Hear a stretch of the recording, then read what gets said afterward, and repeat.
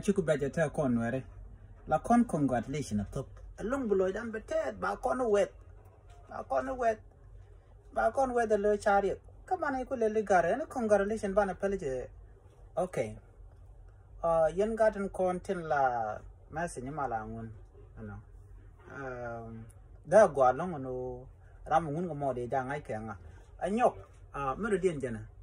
ala kuma ba nghe dân là we do lo be la re changu kwan de kan ka chama la pot gare angu biga na palo kuna te dan la ga jenga ke congratulation kay yo ba we are yo an point de che ka remove ka ne dia lo content che congratulate cause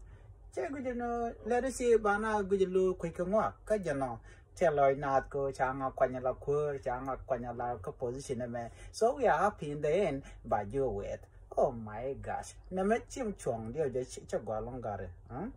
cha gwa chi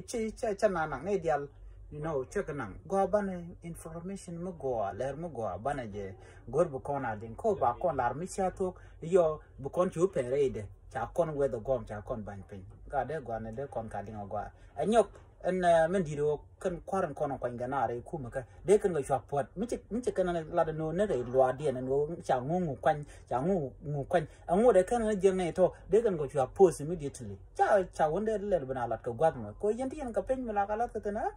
re ala ja ka gare no mo gare cha gwa gare uno gwa no ba ka trust ke career ko na ken ai